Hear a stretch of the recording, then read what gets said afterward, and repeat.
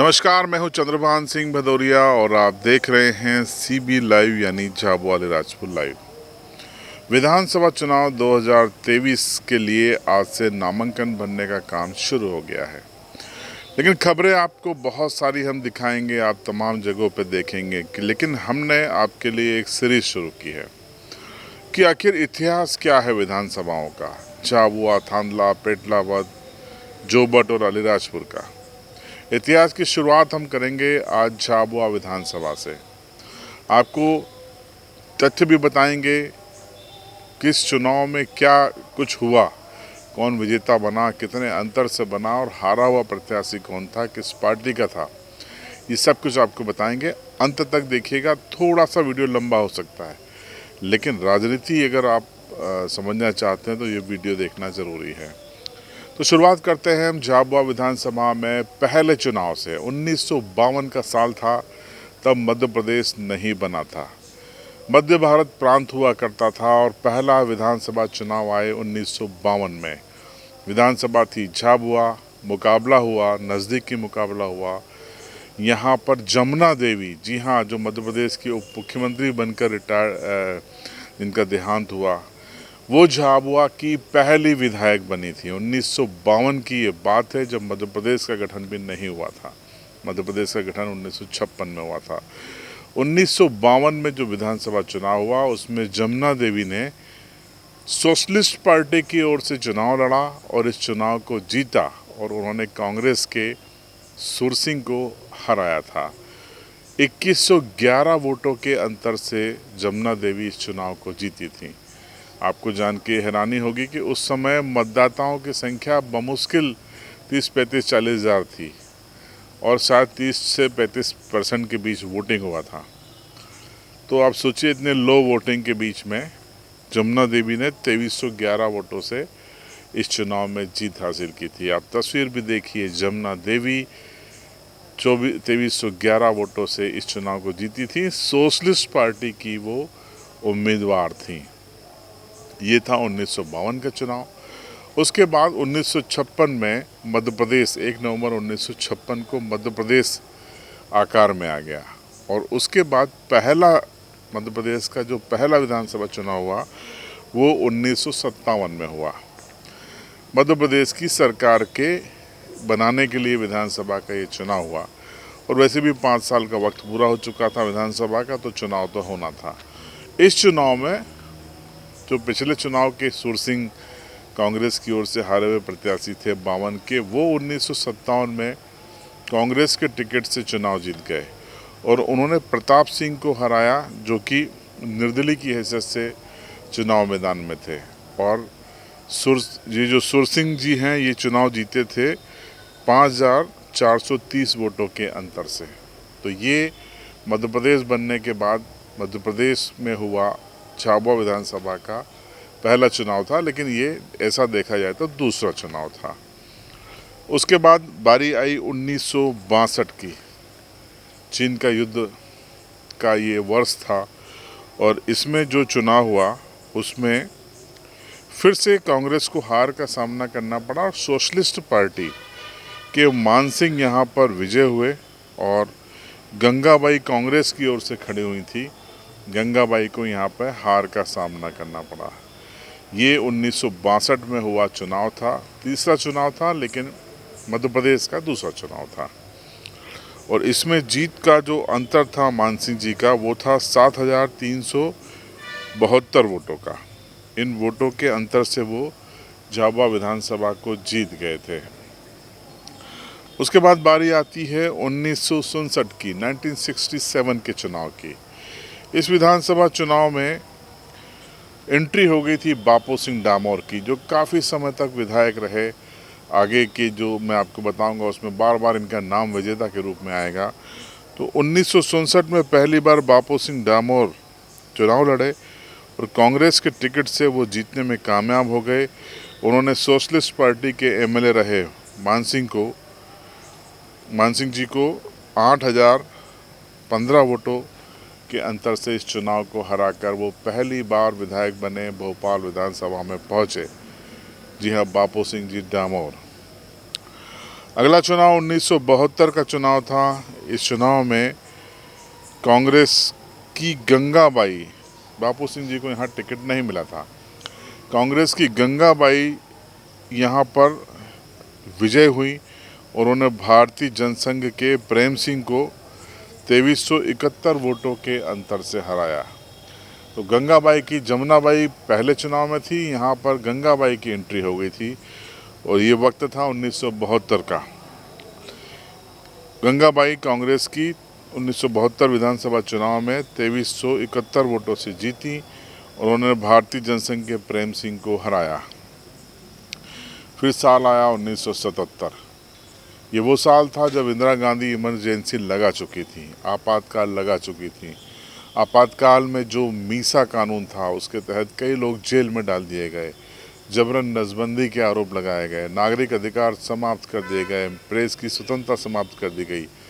उस दौर में ये चुनाव हुआ, नाराज़गी जनता की बहुत थी और इस दौर में कांग्रेस को पूरे देश में हार का सामना करना पड़ा 74 के चुनाव में। लेकिन झाबुआ विधानसभा ऐसी थी जहाँ पे बापू सिंह डामोर फिर भी कांग्रेस की ओर से चुनाव जीत गए, बाकी जगह हार गई थी कांग्रेस। बापू सिंह डामोर ने 4046 वोटों के अंतर से ये चुनाव को जीता और प्रेम सिंह जो कि जनता पार्टी के थे, उनको इस चुनाव में हार का सामना करना पड़ा।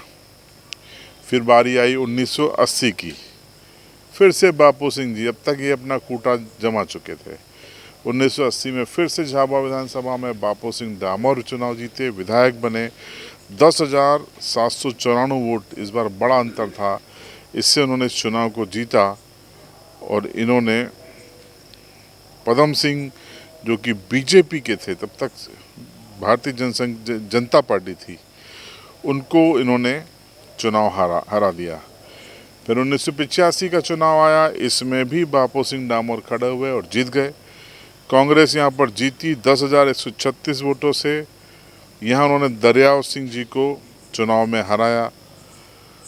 1990 का फिर चुनाव आया, इसमें बापू सिंह डामोर फिर से खड़े हुए कांग्रेस से, फिर से चुनाव जीत गए और 16,136 वोटों के बड़े अंतर से उन्होंने इस चुनाव को जीता और इस चुनाव में उन्होंने बीजेपी के चीतू सिंह मीणा को हराया। चीतू सिंह मीणा अभी भी बीजेपी के नेता हैं और ये एक बड़े अंतर से इन्होंने, बापू सिंह डामोर साहब ने चुनाव को जीता। फिर साल आया 1993, ये जल्दी चुनाव था। आपको बता दें कि 1992 में बाबरी विध्वंस के बाद बीजेपी की सरकारों को, विधानसभा को बर्खास्त कर दिया गया था, तो पूरा 5 साल का कार्यकाल 90 की विधानसभा पूरी नहीं कर पाई, इसलिए फिर से नए चुनाव हुए 1993 में, 1993 में। इसमें फिर से कांग्रेस के बापू सिंह डामोर साहब 25,778 वोटों से चुनाव जीत गए। इस बार भी उन्होंने चीतू सिंह मीणा को बुरी तरह हराया। चीतू सिंह मीणा बीजेपी की ओर से लड़े थे 90 में भी और 93 में भी। तब तक बीजेपी का उदय हो चुका था, इसलिए हारने वाले प्रत्याशियों का नाम बीजेपी का था। तो यहाँ बापू सिंह डामोर को देखिए आप, तो ये 1967 में जीते, 77 में जीते, 80 में जीते, 85 में जीते, 90 में जीते, 1993 93 में जीते। 6 बार वो विधायक बन चुके थे। लेकिन निज़ाम बदल गया 1998 में, 1998 में निज़ाम बदल गया। यहाँ बापू सिंह जी उस समय दिग्विजय सिंह की सरकार में सहकारिता राज्य मंत्री थे, लेकिन उनका टिकट काट दिया गया। कांतिलाल भूरिया उनके विरोध में थे और उनकी जगह स्वरूप बाई, जी हाँ, स्वरूप बाई को कांग्रेस ने अपना उम्मीदवार बनाया और स्वरूप बाई कांग्रेस की ओर से 19,634 वोटों से चुनाव को जीत गई और उनके सामने थी बीजेपी की गंगाबाई। गंगाबाई को चुनाव में बुरी तरह हार का सामना करना पड़ा।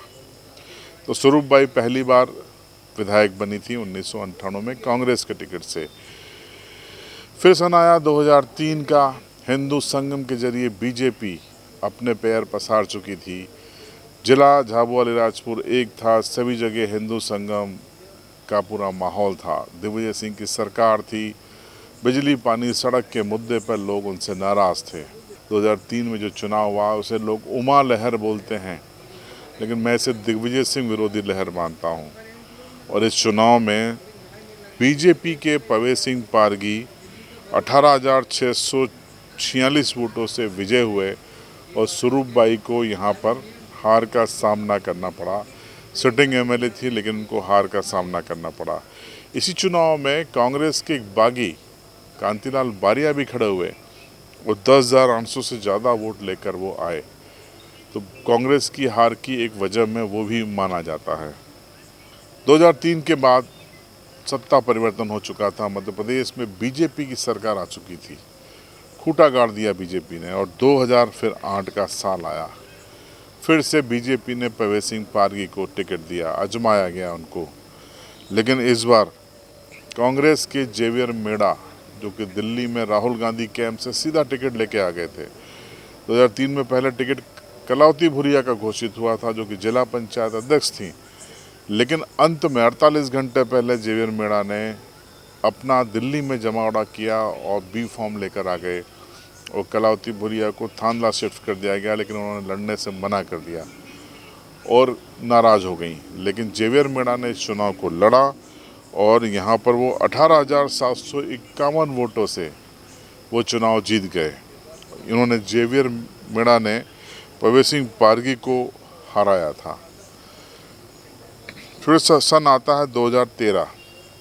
इस चुनाव में फिर से कांग्रेस ने जोर आजमाइश की। कलावती भुरिया ने कोशिश की कि उनको टिकट मिल जाए, लेकिन ऐसा नहीं हुआ।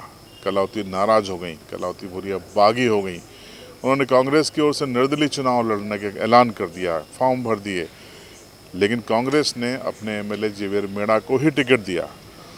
लेकिन चूंकि कलावती खड़ी थी, इसलिए कांग्रेस के वोटों में बंटवारा हो गया और उसका सीधा फ़ायदा शांतिलाल बिलवाल को मिला। शांतिलाल बिलवाल यहाँ पर बीजेपी की ओर से 15,858 वोटों से जीते, जबकि कलावती 18,186 वोट लेके आई थी। जाहिर सी बात है कि कलावती जीत तो नहीं सकी, लेकिन कांग्रेस और जेवियर मेड़ा की हार की वजह बन गई थी। ये चुनावी साल था 2013।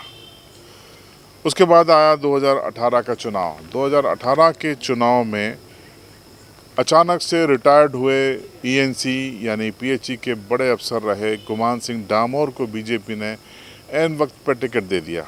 वो पेटलावत से टिकट मांग रहे थे, उनकी तैयारी पेटलावत की थी, लेकिन पार्टी ने ऐन वक्त पे उनको टिकट दे दिया झाबुआ से। तो झाबुआ से उनको टिकट दे गया और यहाँ पर कांग्रेस ने जेवियर मेड़ा का टिकट काट दिया। टिकट मिला युवक कांग्रेस से जुड़े हुए विक्रांत भुरिया को, जो कि कांतिलाल भुरिया के बेटे थे। कांतिलाल भुरिया विक्रांत भुरिया के लिए टिकट लाने में कामयाब हुए, लेकिन जेवियर मेड़ा नाराज हो गए। तमाम प्रयासों के बावजूद उनको बैठाया नहीं जा सका और वो बागी हो गए। चुनाव हुआ, जेवियर मेड़ा 35,943 वोट लेकर आए और कांग्रेस के वोटों में विभाजन हो गया। नतीजा गुमान सिंह डामोर बीजेपी के 10,437 वोटों से जीत पाने में कामयाब हो गए। ये पूरा 2018 तक का था। फिर आप जानते हैं कि गुमान सिंह डामोर सांसद बन गए और गुमान सिंह डामोर ने इस्तीफा दे दिया। फिर से उपचुनाव हुआ। इस उपचुनाव में फिर से जेवियर मेड़ा और कांतिलाल भुरिया के बीच रेस हुई कि वो टिकट ले आए और इस रेस में जीत गए कांतिलाल भुरिया।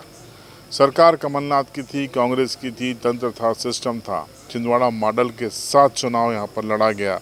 सरकार चुनाव लड़ रही थी और इस चुनाव को कांतिलाल भुरिया ने भानु भुरिया को एक बड़े अंतर 19,000 से ज़्यादा वोटों के अंतर से हराकर इस चुनाव को जीत लिया। हालांकि 68,000 से ज़्यादा वोट भानु भुरिया ने भी हासिल करके अपनी ताकत बताई और यही वजह है कि उनको 2023 में बीजेपी ने टिकट भी दे दिया।